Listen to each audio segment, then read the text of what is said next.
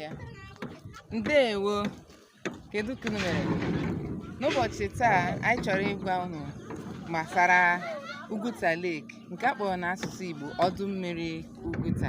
Anyị nọ n'ebe a Ugwuta Lake nke nọ n'obodo Ugwuta, Imo steeti, Nigeria. Ọdụ mmiri Ugwuta dịka a kpọrọ ya n'asụsụ Igbo, ọ bụ otu n'ime ebe nlegharị anya kacha mma na Nigeria.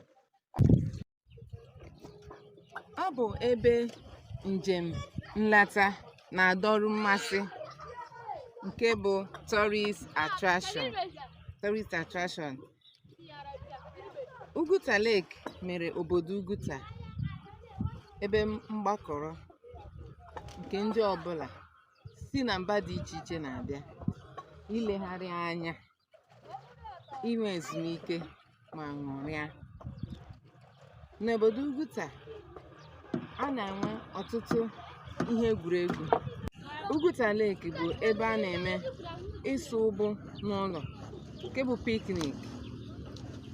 Ya bụ Ugwuta Lake, ọdụ mmiri Ugwuta, nwere ebe osimiri abụọ zutere onwe ha nke a na-akpọ confluence. Unu lee anya n'isi ebe a, ụgbọ mmiri unu gawa, ọ ga-ezipụta unu ebe ya bụ osimiri abụọ ahụ zutere onwe ha nke a kpọrọ confluence, ebe osimiri abụọ zutere onwe ha. N'ihi Ugwuta Lake, o mere obodo Ugwuta ebe mgbakọrọ ndị ọbụla. N'ọnụ mmiri a enwere nnukwute ụgbọ mmiri nke na-ebufe ụgbọala agafe elu mmiri nke a kpọrọ ferry. Ngwa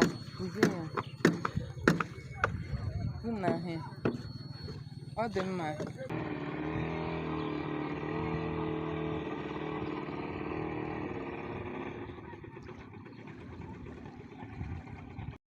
Ugwuta Amaechi bụ obodo nwere olumba ha na-asụ asụsụ Igbo Amaechi, ha anaghị asụ olu Nzube. N'obodo Ugwuta, ndeewo ha nwa na-asị unu anọọla. Thank you n'asụsụ Ugwuta bụ mbọọnụ.